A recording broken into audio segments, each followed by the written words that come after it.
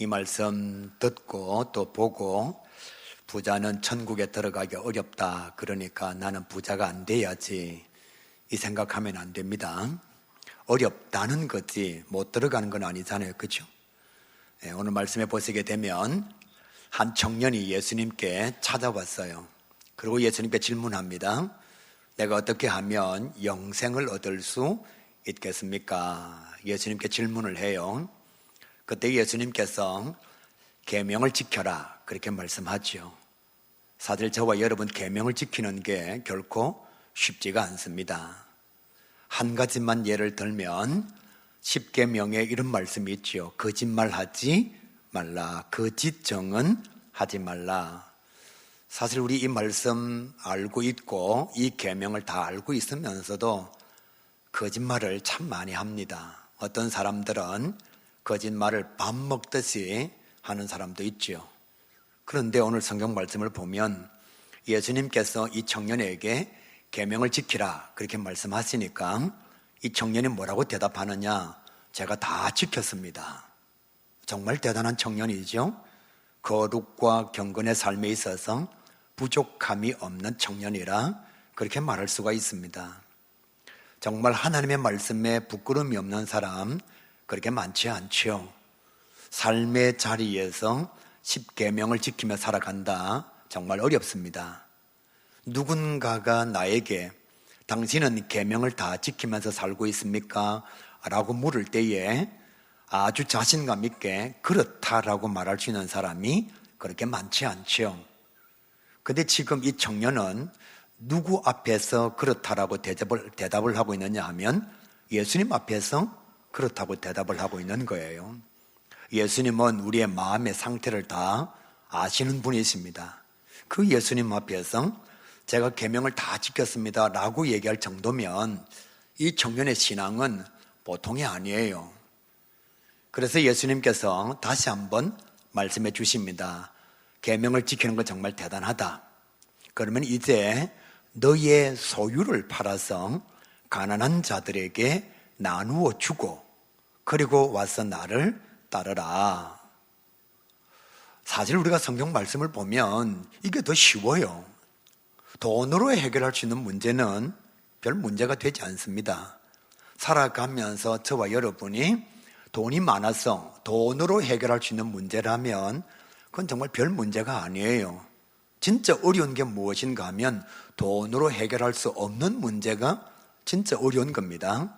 사람의 마음을 어떻게 돈으로 살 수 있겠어요? 그런데 물건은 돈으로 살 수 있어요. 심지어는 재판을 받을 때에 형량을 줄이는 것도 돈으로 할 수가 있습니다. 제가 이 말씀 보면서 청년이 아주 기뻐할 줄 알았어요. 아, 저 돈 많습니다. 돈으로 영생을 살 수 있다면 제가 살게요. 그건 쉽습니다. 왜냐하면 저는 소유가 많아서 돈을 많기 때문입니다. 이렇게 대답할 줄 알았어요. 이 청년은 돈이 많으니까 우리가 세상적으로 생각해 볼 때에도 돈으로 사는 건 쉬운 거죠. 돈으로 못 사는 게 어려운 거죠. 그런데 말씀에 보면 계명을 다 지키는 청년이 재산 때문에 근심하며 돌아갔다, 그렇게 말씀하고 있어요. 이 말씀을 보면 신앙 좋은 사람도 돈 앞에서는 약하다는 거예요. 누구처럼? 저를 쳐다보지 말고 누구처럼요? 우리처럼. 신앙이 참 좋잖아요. 여러분, 계명을 다 지킨 청년이면 정말 신앙에 있어서 부족함이 없는 청년이에요. 그런데 예수님께서 아주 쉬운 방법을 말씀하셨습니다. 네가 지금 영생을 얻기를 원하느냐? 예. 그러면 너의 소유를 팔아서 가난한 자들에게 주고 와. 이 말은 너 돈으로 영생 살 수 있어. 물건 구입하듯이 너의 소유를 팔아서 하늘의 보화를 사게 되면 영생을 소유할 수가 있어. 그렇게 말씀하시잖아요. 그런데 청년은 돈보다 계명을 지키는 게 더 쉬웠고 계명을 지키는 것보다 돈을 포기하는 게 더 어려웠다는 거예요. 예수를 믿는 저와 여러분도 사실 마찬가지죠. 교회 올 때는 안 그런 척 하지만 뭐니 해도 머니가 최고죠. 돈이 최고잖아요. 여러분, 만약 여러분에게 누군가가 한 달 동안 열심히 일하면 내가 봉급 안 줄 테니까 열심히 일해라. 그럼 여러분 일하겠어요? 안 하잖아요. 봉급을 주니까 일하는 거고, 자존심 상하면서도 어떤 때는 마음 상해가면서도 정말 눈에서 눈물이 나오는 상황에서도 왜 일을 포기하지 않느냐? 돈을 주니까요. 돈 없이 할 수 있는 일이 없습니다. 우리는 참 어떤 때는 돈에 대한 이중적 생각을 많이 가지고 있어요. 돈이 되게 필요로 하고 돈을 좋아하면서도 교회에서 돈 얘기하면 기분 나빠해요. 또 누군가 돈 자랑하면 그 사람에 대해서 별로 좋아하지 않는 마음을 가지게 됩니다. 자기도 돈 좋아하면서. 그리고 사람들에게 나 돈 좋아합니다 라고 말하면 성물건성을 가진 것처럼 자기 스스로 그런 생각을 하는 거예요. 교회도 돈 없이는 존재할 수가 없잖아요. 생각해 보세요. 교회 건물 짓지 않고 우리가 지금 현재 엄광산 산 정상에서 예배를 드린다고 하면 생각을 해보세요. 우리 교회가 없어가지고 지금 시민공원 잔디밭에서 예배를 드린다고 생각을 해보세요. 돈이 있으니까 그 건물을 지은 거예요. 우리가 아니라고 말하고 싶지만 현실 세계에 있어서 최고의 가치는 뭐니 해도 돈이에요. 그래서 사람들은 돈을 더 많이 가지기 위해서 죄를 범하고 불법을 행하고 심지어는 양심을 팔고, 요즘 뉴스를 보게 되면 돈 앞에서 배신하는 사람들이 얼마나 많이 있습니까? 그건 많이 아니에요. 심각한 경우에는 돈을 가지기 위해서 사람을 죽이기도 합니다. 어떤 경우에는 돈 때문에 자살해요. 그러니까 돈이 얼마나 소중한 것인지 설문조사를 해보니까 90%를 넘는 사람들이 돈이 많으면 인생에 찾아오는 웬만한 문제는 해결할 수 있는다고 믿는다는 거예요. 90%를 넘는 사람들이 어떻게 생각하느냐 하면 돈이 많으면 내 인생에 찾아오는 웬만한 문제는 돈으로 해결할 수 있다라고 믿는다는 거죠. 얼마 전에 미국에서 통계를 한번 내봤는데요. 연봉 1억인 사람이 행복 지수가 제일 높다라는 결과가 나왔습니다. 우리는 좀 행복하게는 그런 것 같습니다. 언제 1억 받을까요? 1억 넘는 사람은 돈에 대한 가치가 점점 사라진다는 겁니다. 그러니까 자산이 30억을 넘어가면 돈이 줄 수 있는 행복은 더 이상 없다는 거예요. 1억 미만이 되면 돈 때문에 가지는 불편함이나 불만이 마음속에 어느 정도는 자리 잡고 있다는 거죠. 그래서 통계를 내보니까 1억 정도의 연봉을 받는 사람들이 제일 행복한 사람이다. 그런 통계조사가 나왔습니다. 지금 저를 쳐다보면서 웃는 사람은 나 1억 됩니다. 그런 사람이고, 고개 숙이는 사람은 목사님 저 5천만 원도 안 되는데요. 그러니까 우리는 돈으로 주어지는 행복에 대해서는 좀 거리가 먼 것 같아요. 돈의 가치를 말하는 사람들이 참 많습니다. 반대의 경우도 많아요. 돈 많다고 뭐 좋나. 또 예수 믿는 사람들은 꼭 성경을 얘기하잖아요. 일만하게 뿌리가 돈을 사랑하는 거다. 돈 사랑하는 것이 일만하게 뿌리다. 그렇게 말하죠. 또 어떤 사람들이 이렇게 말합니다. 돈으로 해결 안 되는 문제가 많다. 돈으로 해결할 수 있는 문제라면 그건 문제도 아니다. 아주 유명한 사람이 이렇게 말했어요. 돈만으로 문제가 해결되는 인생을 가지고 있다면 그 사람은 행운하다. 그러니까 무슨 말이죠? 돈이 아무리 많아도 해결 안 되는 문제가 많다는 거지요. 어떤 회사의 직원이 사장님에게 찾아갔습니다. 그리고 이렇게 말합니다. 사장님, 제가 돈이 없어서 아들의 신발을 하나 사주고 싶은데 한 달째 아들 신발을 사주지 못하고 있습니다. 제가 좀 돈이 좀 많았으면 좋겠습니다. 사장님처럼. 이렇게 말하니까 사장님이 그 직원의 손을 꼭 붙잡고 이렇게 말하는 거예요. 자네는 참 좋겠다. 신발을 사줄 수 있는 아들이 있으니까 좋겠다. 나는 돈이 아무리 많아도 아들이 없어. 여러분, 이 얘기 속에 어느 문제가 더 해결하기가 쉽죠? 직원은 돈 벌면 운동화 사줄 수 있어요. 신발 사줄 수 있어요. 그런데 이 사장님은 돈을 아무리 많이 벌어도 자녀를 쉽게 가질 수는 없는 거죠. 그러니까 사람들 중에는 돈이 전부가 아니다, 이렇게 말하는 사람들도 있습니다. 자, 그렇다면 우리는 이런 이중적인 구조 안에서 예수를 믿는 사람으로서 성경이 재물과 돈에 대해서 어떻게 말씀하고 있는지를 알아야만 바른 믿음의 길을 걸어갈 수 있습니다. 조금 다르게 말씀드리면 돈에 대해서 이중적인 생각을 가지지 않는다는 거예요. 집에 가서는 돈이 많았으면 좋겠다. 교회 와서는 돈 얘기하면 천박한 사람이야. 남편하고 아내끼리 얘기할 때는 어떻게 하냐 돈을 모으자. 교회 와서 돈을 얘기하는 것은 저급한 신앙을 갖고 있는 사람이야. 그래서 교회 안에서 투자 얘기하면 이상하게 쳐다봅니다. 부동산 얘기하면 아주 나쁜 사람을 쳐다봐요. 집에 가서는 와, 그 사람 부동산 투자해갖고 돈 많이 받았다는데, 많이 벌었다는데, 와, 주식이 뭐 올라가지고 20억 벌었다는데, 이러면서 교회 안에서는 돈 얘기하면 좀 이상한 사람으로, 아니면 신앙이 저급한 사람으로 우리 스스로 정죄하고 자기 자신도 그렇게 생각하는 거예요. 제가 결론을 먼저 말씀드리면 성경은 돈을 정죄하지도 미화하지도 않습니다. 성경은 가난을 미화하지도 부자를 정죄하지도 않습니다.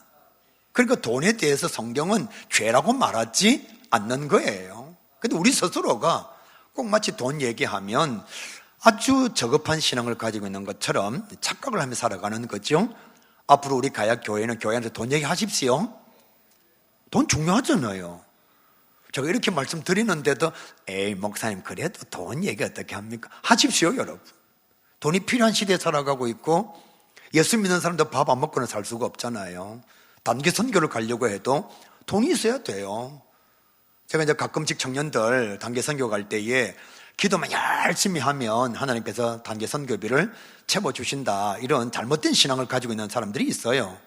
자기가 할 수 있는 아르바이트를 열심히 하고 평상시에 돈을 모으고 또 그렇게 되지 않으면 교회 안에 돈 있는 사람에게 부탁을 하고, 그러니까 여러분 누군가를 도와주려고 해도 돈이 필요하다는 말이에요. 성도 가운데 돈이 없어서 병원에 못 가는 사람이 있으면 자산 30억이 넘는 사람이 좀 보태주세요. 이게 좋은 거잖아요. 왜 교회에서 돈 얘기하면 안 되죠? 그래서 성경이 재물에 대해서, 돈에 대해서 무슨 말씀을 하고 있는지 우리 성도들이 바르게 깨달았으면 좋겠다, 그런 생각을 가져서 오늘 이 성경 말씀을 전하는 겁니다. 성경은 첫 번째로 이렇게 말씀합니다. 돈이 복이 아니고 일하는 것이 복이다, 그렇게 말씀하고 있어요. 일하는 것이 복이라. 성경은 이렇게 말씀합니다. 일하기 싫으면 먹지도 말라. 안 먹으면 어떻게 되죠? 죽어요. 그러니까 죽을 때까지 일하라는 것입니다. 예수님께서 분명히 말씀하셨잖아요. 아버지께서 일하시니 나도 일한다. 하나님이 언제부터 일하셨죠? 창세전부터요. 하나님은 창세시대 때도 일하셨습니다. 그리고 예수님께서 오셔서 뭐라고 말씀하시느냐? 아버지 하나님은 지금도 일하신다. 그 하나님은 지금도 일하십니다. 우주 만물을 주장주관하고 계시고 전체를 운영하시니까, 우리의 삶을 다스리시고 책임져 주시니까 하나님이 일하시지 아니하시면 심각한 문제가 발생하는 거예요. 그래서 예수님께서 말씀하시는 겁니다. 아버지께서 일하시니 나도 일한다. 그럼 어떻게 되느냐? 열심히 일하는 자들에게 하나님께서 이렇게 말씀하셨습니다. 수고의 소산 위에 은혜의 소산을 허락해 주시겠다. 눈물의 씨앗을 뿌리는 자에게 기쁨의 단을 거두게 해 주시겠다. 무슨 얘기죠? 일하면 돈이 생긴다는 거예요. 그러니까 진짜 복이 무엇인가 하면 돈을 모으는 것이 복이 아니라 일하는 자에게 주어지는 수고의 소산과 은혜의 소산, 그게 복이라는 거예요. 그런데 예수 믿는 사람들이 안 믿는 사람들의 영향을 받아가지고 목사님 그래도 놀고 먹는 게 상팔자인데요. 아니라니까요. 놀고 먹는 게 상팔자는 예수 안 믿는 사람들이 하는 말이고요. 우리는 일하는 게 복입니다. 제가 은퇴하신 성도들을 제법 많이 만나잖아요. 그분들이 다 이렇게 말합니다. 목사님, 봉급도 좀 적어도 괜찮으니까 아침에 옷 입고 출근할 수 있는 일터가 있으면 좋겠습니다. 바둑 뜨는 것도 하루 이틀이고 TV 보는 것도 하루 이틀이고 집사람이나 아니면 남편과 함께 맛있는 음식 해 먹는 것도 하루 이틀이고 세계 여행도 한두 번이지. 여러분 지금 100세 시대잖아요. 58세 때 은퇴했어요. 60세 때 은퇴했어요. 42년 동안 뭐 하지요? 한번 놀아보십시오 여러분. 노는 사람들이 지금 뭐라고 얘기하느냐? 목사님 봉급 적게 받아도 괜찮으니까 아침에 출근할 수 있는 일터가 있으면 좋겠습니다. 일하는 게 복이에요. 하나님도 일하시고 예수님도 일하시고 성령님도 일하시고 계시고, 일하는 자에게 하나님께서 분명히 양식을 주시게 되어 있고 그 양식 위에 은혜의 소산을 베풀어 주십니다. 일하는 소에게 멍에를 매지 못하고요, 일하는 소에게 입가림을 할 수가 없습니다. 왜냐하면 당연히 일하는 소에게는 음식이 주어지는 것이 상식이니까요. 그러니까 예수 믿는 사람의 재물, 예수 믿는 사람의 돈에 대한 관점이 무엇인가 하면 돈의 중심의 삶이 아니고 일하는 것이 그 삶의 중심이라는 거예요. 이것을 성경은 뭐라고 얘기하느냐? 사명이라고 말을 하는 것입니다. 그러니까 여러분에게 주어진 달란트를 따라서 열심히 일감을 감당하면 하나님은 반드시 먹고 살 수 있도록 책임져 주신다는 거예요. 그런데 우리가 이걸 믿지 못하다가 보니까 여전히 돈 중심의 삶을 영위할 수밖에 없는 거지요. 그러니까 돈의 노예가 되는 것이고 돈의 하수인이 될 수밖에 없는 것입니다. 성경은 우리에게 뭐라고 말씀하느냐? 돈을 버는 것이 목적이 아니고, 돈을 버는 것이 복이 아니고, 일을 감당하는 것이, 사명을 완수하는 것이 복이라 그렇게 말씀하고 있습니다. 두 번째로 성경은 이렇게 말씀하죠. 누리는 것이 복이다. 아무리 많은 재물이 주어져도 누리지 못하는 사람은 복이 없는 사람이에요. 적은 것을 가지고 있으면서도 감사가 넘치고 자족이 넘치고 누림의 모습이 있으면 그 사람은 복을 받은 사람입니다. 예수 믿는 사람들 중에 잘못 생각하는 사람들이 상당수가 있습니다. 가난하고 병이 찾아오고 목숨이 짧은 단명의 삶을 살면 하나님께 저주를 받은 것이다. 성경 그렇게 말씀하지 않습니다. 어떻게 여러분 가난이 저주고 질병이 저주고 단명하는 것이 하나님의 징계를 받는 것입니까? 성경은 그렇게 말씀하지 않아요.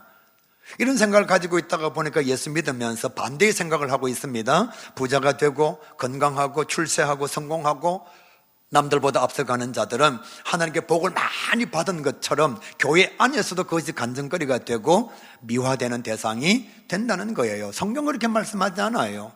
만약에 여러분 가난이 저주고 하나님의 징계라면 예수님은요 완전히 망한 인생이에요. 장가도 못 갔어요. 아버지는 목수예요.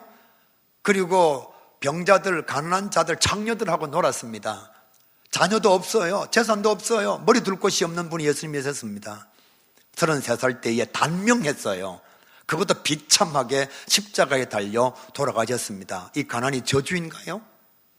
예수님의 제자들의 모습을 기억해 보세요. 사도들도 마찬가지 모두가 다 거의 90%가 순교했습니다. 사도 요한을 제외하고는 순교 현장에서 하나님께서 원하시는 복음을 전하다가 이 세상을 마감한 거예요. 그들은 여러분 안락한 집이 없었습니다. 죽고 난 뒤에 남겨놓을 만한 재물이 없었어요. 왜 여러분 가난과 질병과 단명이 하나님의 저주죠? 그렇지 않습니다. 순교자들은 하나님의 사명을 감당하다가 세상을 떠나신 분들은 단명한 자가 의외로 많습니다. 사도 바울은 인생이 당할 수 있는 모든 고난과 환난과 어려움을 다 당한 거예요. 우리가 사도 바울을 향해서 저주받은 인생이라고 말합니까? 축복이 없는 인생이라고 말합니까? 그렇게 말하지 않아요. 성경은 반대의 경우를 참 많이 말씀하고 있습니다. 부자가 축복을 받은 거냐? 성경은 아니라고 말해요. 우리나라가 여러분 1980년대, 90년대 때 못 살 때 예수 믿는 사람들이 많았어요. 지금 잘 먹고 잘 사니까요 신앙생활을 하지 않습니다. 무슨 얘기냐 하면 부자가 축복이라면 왜 하나님 곁을 떠나야 되죠? 나라가 잘 사는 것이 하나님께 복받은 것이라면 왜 잘 살면 잘 살수록 믿음의 길을 떠나야 되죠? 유럽의 교회가 비어가고 있습니다. 미국에 예수 믿는 사람들이 적어지고 있어요. 나라는 더 잘 살게 되었는데요. 못 사는 동네보다 훨씬 더 부를 형성하여서 자기들이 원하는 부유함의 삶을 누리고 있는데 왜 그들이 하나님 곁을 떠나죠? 솔로몬은 정말 연약하고 부족할 때에 하나님 앞에 일천번제를 통해서 간절하게 기도했습니다. 어린 나이에 제가 왕이 되었습니다. 이 나라를 어떻게 다스릴 수가 있겠습니까?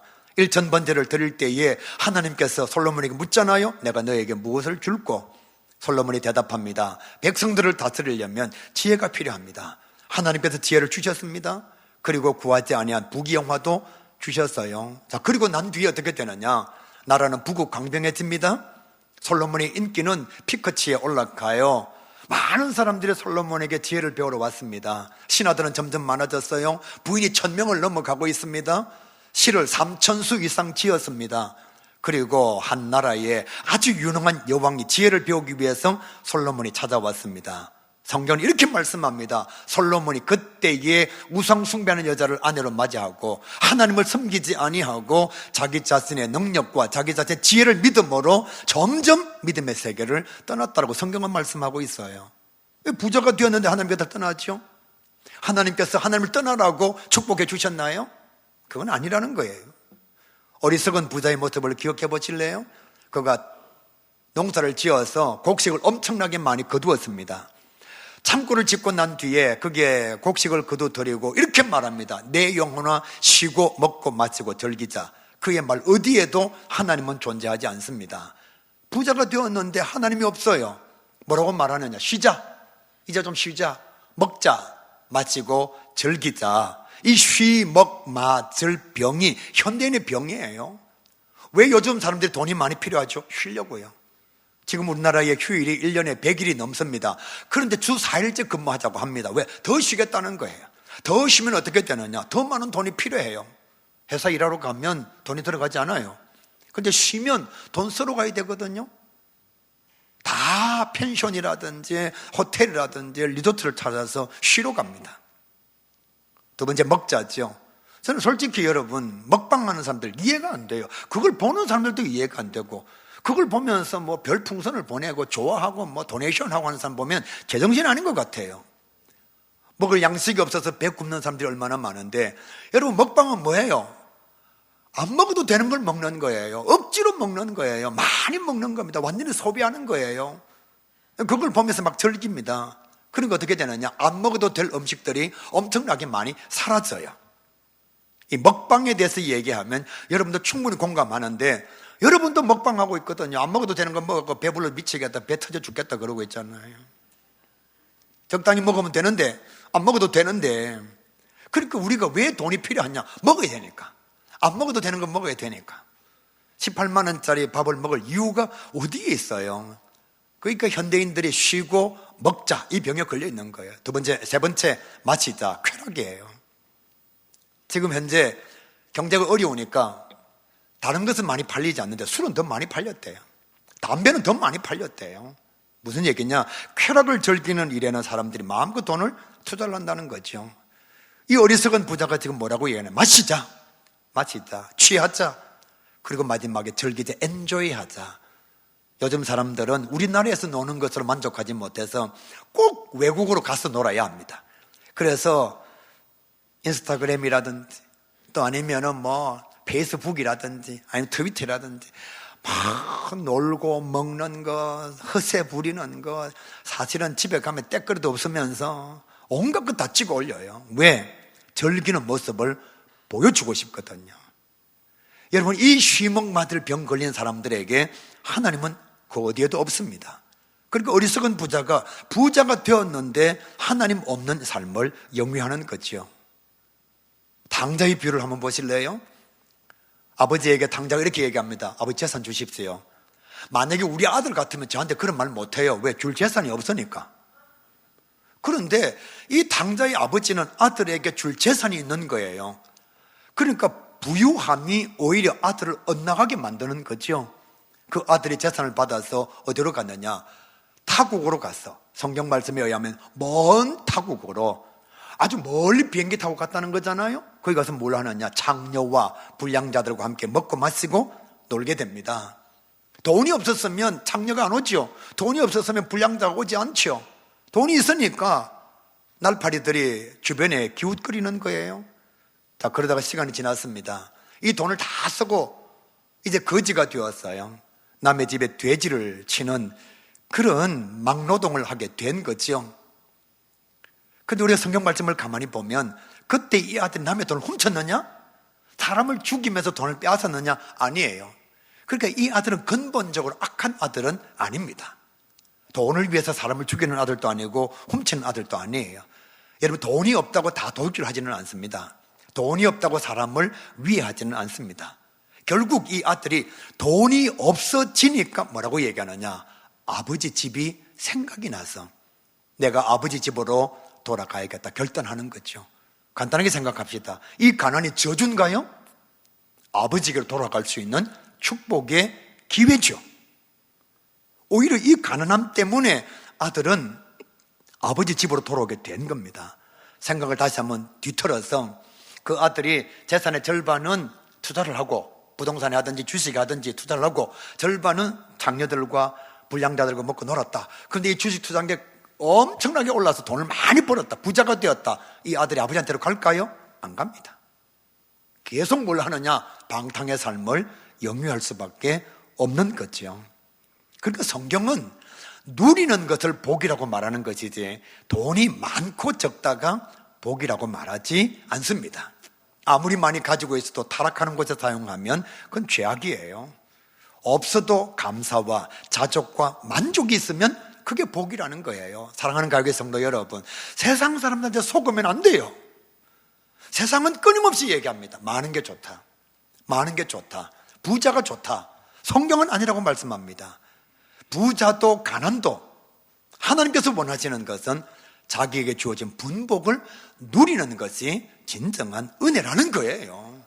그럼 예수 믿는 저와 여러분은요, 돈을 벌기 위해서 사는 것이 아니라 일을 감당함으로 주어진 은혜를 받는 것이 복이고, 두 번째로는 그것이 내게 주어진 하나님의 은혜라면 적고 많음에 관계없이 누리는 것이 성경이 말씀하고 있는 재능과 돈에 대한 복이라 그렇게 말씀하고 있어요. 오늘 이 말씀 듣고서 또 나가면서 아이고 목사님 그래도 30억은 돼야죠. 그럼 여러분은 절대로 세상의 가치관에서 빠져나오지 못하는 사람들이라는 거예요. 세 번째로 성경은 이렇게 말씀합니다. 선용하는 것이 복이라 그렇게 말씀하고 있습니다. 제가 성도들의 모습을 보지요. 저도 마찬가지고 돈이 없고 가난하고 정말 힘들게 살 때는 기도 엄청나게 많이 합니다. 하나님 복 주십시오. 우리 가정에 물질 주십시오. 목사님 저희 가정을 위해서 기도해 주십시오. 사업이 잘 되게, 생업이 잘 되게 기도해 주십시오. 그래요. 저도 기도 많이 해드립니다. 그래서 정말 어느 정도의 부유한 삶이 찾아오면 제가 믿음의 눈으로 바라볼 때 진짜 기도해야 될 때는 이때인데, 의외로 많은 사람들이 부유함이 찾아오면 기도하지 않습니다. 하나님 없이도 살아갈 수 있는 인생을 꿈꾸는 거예요. 하나님께서 내게 물질을 많이 주셨을 때에 오히려 기도해야 됩니다. 하나님 이 물질을 어떻게 선용해야 합니까? 내가 이 물질을 어떻게 사용하는 것이 하나님께서 내게 원하시는 바입니까? 이런 기도를 안 하니까 하나님께서 주신 그 은혜의 소산물을 하나님의 영광을 위해서 선용을 하지를 못하는 거예요. 저와 여러분은 하나님의 청직입니다. 반드시 하나님 앞에 섰을 때 계산합니다. 우리가 감당한 사명도 상급으로 나타나게 되고요, 우리에게 주어진 시간, 우리에게 주어진 물질도 반드시 하나님 앞에 가서 계산하게 되어 있습니다. 한 달란트 받은 사람은 한 달란트만 남기면 돼요. 그렇게 많이 수고하지 않아도 됩니다. 이 물질을 그렇게 많이 선용하지 않아도 됩니다. 2달란트 받은 사람은 2달란트만 남기면 돼요. 똑같은 칭찬을 받습니다. 그런데 5달란트 받은 사람이 선용함이 없이 4달란트를 남겼다? 악하고 게으른 종이 될 수밖에 없습니다. 많이 받은 사람은 받은 것을 자랑하지 말고 내가 이것을 어떻게 선용할지를 고민하는 자가 되어야 합니다. 하나님 앞에 섰을 때에 내가 너에게 많은 것을 주었는데 너는 뭐 하다가 왔냐? 라고 말씀하시면 우리가 뭐라고 대답하죠? 없는 사람은 그냥 없는 거예요. 그러니까 내게 주신 분복을 누리기만 하면 됩니다. 아니면 내가 가진 것의 일부분을 하나님의 영광을 위해서 1달란트면 쓰면 되고요. 그런데 2달란트와 5달란트 받은 사람들은 5달란트의 선을 남겨야 되는 거예요. 왜냐하면 많이 주셨으니까. 그런데 정말 답답한 것은 없을 때 달라는 기도는 많이 하는데 주셨을 때에 이게 계산함이 있다는 것을 알고서 하나님 앞에 어떻게 사용해야 될지, 하나님 무엇을 위해서 선용해야 될지에 대한 기도는 성도들이 안 한다는 거예요. 그게 이제 목회자가 보면 너무너무 안타까운 거예요.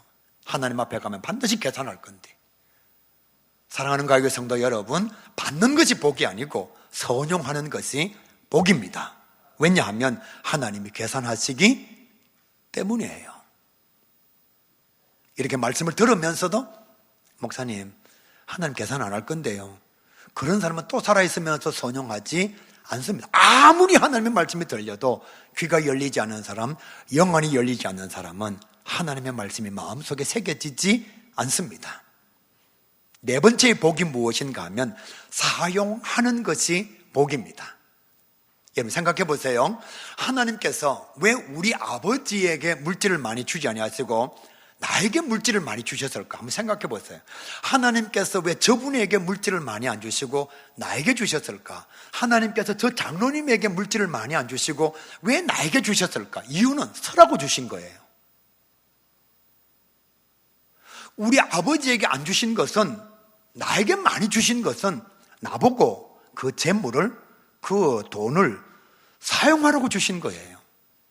근데 의외로 많은 사람들이 달라고 하고 난 뒤에 그 주신 은혜를 사용을 하지 않습니다. 그냥 가만히 쟁여둬요. 하나님께서 왜 나에게 주셨느냐?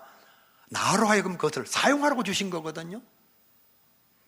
내가 만약에 그 돈을 사용하지 않고 남겼다가 원래는 주어지지 아니할 돈인데, 원래는 주어지지 아니할 재정인데 내 자녀에게 가면 이 재정이 그를 타락해 하는 거예요. 다르게 말씀드릴까요? 원래 이 자녀에게는 그런 복이, 그런 물질의 은총이 주어지지 아니할 것인데 내게 준 것을 내가 사용하지 아니함으로 남겨서 내 자녀에게 주면 대부분의 경우는 다툽니다. 부모님이 돌아가시고 난 뒤에, 저희 어머님 돌아가시고 난 뒤에 우리 형제들은요, 잔치를 하고 회를 사 먹고 함께 웃고 즐거워하고 서로의 축복을 빌어주고 헤어졌습니다. 왜? 저희 어머님 무소유를 실천하셔서 남은 게 하나도 없으니까. 뭐 다툴 게 없어요.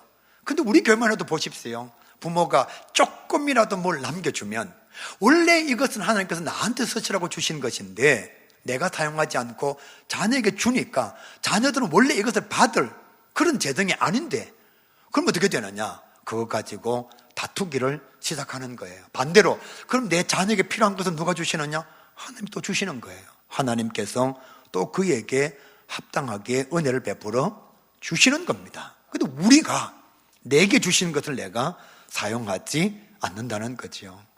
세계 유수의 갑부들은 자녀에게 일정 부분 줍니다. 에이, 목사님, 그래도 한 40억, 50억 되는데요. 여러분, 우리는 태어날 때 초가집에서 태어났습니다. 그리고 읍내 나갈 때에는 마이크로버스를 타고 갔고요. 택시 부르면 안 오고요. 돌잔치요, 그런 건 없습니다. 조막띠만한 애 무슨 생일 챙기느냐고 우리는 그래 자랐습니다. 어른이 되고 난 뒤에도 웬만하면 살아갑니다. 웬만하면 그 어려움을 견딥니다. 왜? 처음부터 우리는 흙수저였기 때문에. 재물기업의 아들들은요, 우리가 생각할 때는 30억, 40억이 엄청나게 많은 것 같지만 걔네들은 원래 태어날 때부터 집이 250억이었습니다. 아버지는 마하바흐를 타고 다닙니다. 돌잔치는요, 전체를 다 그냥 홀을 빌려가지고 자기 자녀만 돌잔치를 했어요. 이 아이한테 30억, 40억이 많은 돈 같습니까? 그런데 여러분, 재벌들은 자녀에게 일정량의 돈만 주고 그 나머지는 다 빌 게이츠도 마찬가지, 워렌 버핏도 마찬가지, 안젤리나 졸리도 마찬가지, 다 그들은 자기가 사용하는 거예요. 왜? 하나님께서 자기 쓰라고 자기에게 주신 거니까. 우리 아버지가 필요했으면 우리 아버지에게 많이 주셨을 것이고, 내 자녀에게 필요하면 하나님께서 내 자녀에게 주실 것이니까. 왜 나에게 주셨느냐? 내가 쓸 수 있는 능력이 있으니까요. 여러분의 두 자녀가 있습니다. 한 자녀는 돈 주면 딱 저금합니다. 틀림없습니다. 얘는요, 아주 검소하게 절약하면서 삽니다. 통장에 점점 돈이 불어갑니다. 얘는 절대로 누군가에게 뭘 주지 않습니다. 그냥 돈을 모으는 재미로 삽니다. 또 하나들이 있습니다. 얘는 돈을 참 잘 써요.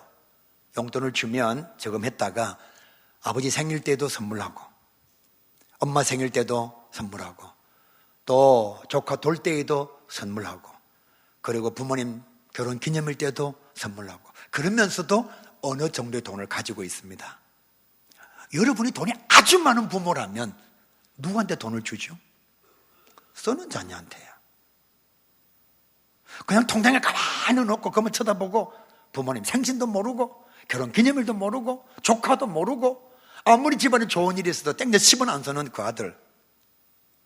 반면에 주어진 자기의 소유 가운데 일정 부분을 선을 위해서, 사랑을 위해서, 나눔을 위해서 선용하는 아들이 있다면 여러분은 여러분의 재산을 누구한테 줄까요? 하나님이 왜 나에게 주셨느냐? 내보고 쓰라고. 근데 우리는 내게 주신 것을 내가 쓰지를 못해요. 누구한테 주느냐? 원래 주어지지 아니한 그 자녀에게 내가 받은 걸 다 줘요. 그럼 그 자녀는 어떻게 되느냐? 그 돈 때문에 망하는 거예요. 그 돈 때문에 형제 자매들 사이에 원치 않는 다툼과 아픔이 일어나는 거예요. 만약에 하나님께서 그 자녀에게도 돈이 필요하면 하나님께서 그 자녀에게 이를 통해서 재화를 주신다니까요. 우리는 이걸 믿지 않아요.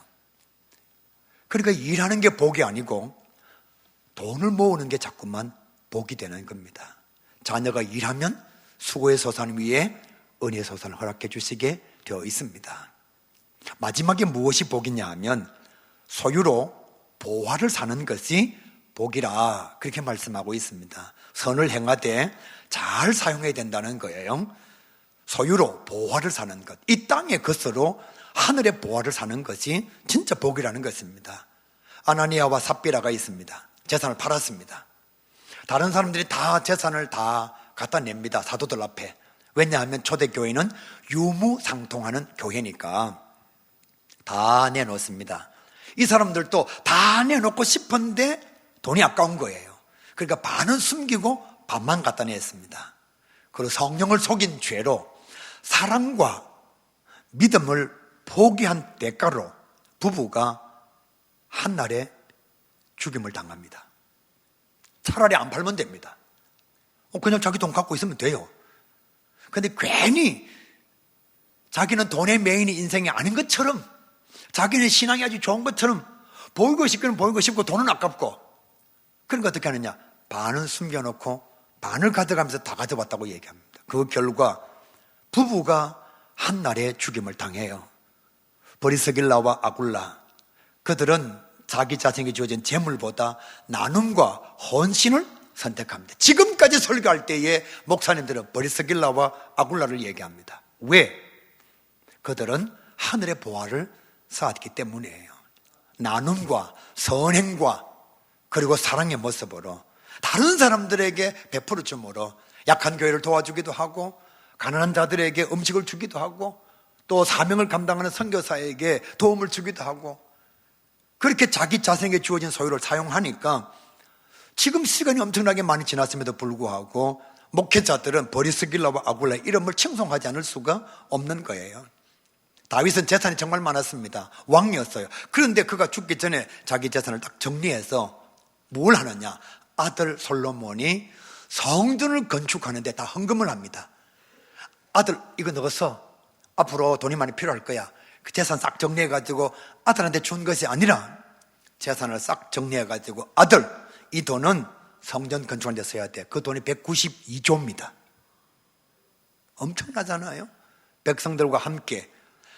여러분, 솔로몬이 왕이면 돈이 많이 필요하지요. 나를 통치하려면. 그런데 아버지 다윗이 아들에게 그냥 재산을 물려준 것이 아니라 하나님의 성전을 건축하는 일에 그가 준비자의 모습을 가졌다는 거예요. 삭개오는 돈 중심의 사람입니다. 동족의 피를 빨아먹는 세리장요. 그러니까 당시의 사람들한테 엄청나게 아픔을 준 사람이에요. 탐관오리요. 그러니까 그가 예수님 보고 싶어서 마을 길로 나왔을 때 아무도 키 작은 그를 예수님 볼 수 있도록 길을 열어주지 않죠. 남한 어른이 뽕나무 위로 올라가는데 아무도 밀어주지 않습니다. 얼마나 독종이고 독한 사람이라면 도와주지를 않아요. 그런 그에게 예수님께서 찾아오셔서 이렇게 말씀합니다. 내가 오늘 너의 집에 유하해야 되겠다. 삭개오 집에 들어갔어요. 삭개오가 주님을 맞이하면서 두 가지를 고백합니다. 내가 네 것을 빼앗은 적이 있으면 4배를 갚겠습니다. 그리고 내 재산의 절반을 팔아서 가난한 자들에게 나눠주겠습니다. 주님 이렇게 말씀하십니다. 이 집에 오늘 구원이 임하였다. 주님께서 이렇게 말씀하십니다. 얘도 아브라함의 자녀다. 여러분, 이게 신앙의 변화예요. 예수를 믿으면서도 돈 중심의 인생을 살면 신앙이 없는 거예요. 예수를 믿으면서도 세상의 것에 마음을 빼앗긴 사람, 이 사람 믿음이 없는 거예요. 돈이 필요합니다. 많이 버십시오. 그러나 우리의 마음이 물질과 돈이 있는 것이 아니라 주님을 바라보는 그 시선 속에 있어야 되는 거예요. 사도가 이렇게 얘기합니다. 주님을 집어주셔서 감사합니다. 내 삶을 바꾸겠습니다. 저 앞으로 돈 중심으로 안 살겠습니다. 네 것을 빼앗은 적이 있으면 내 배를 갚고 내 재산의 절반을 팔아서 가난한 자들에게 나눠주겠습니다.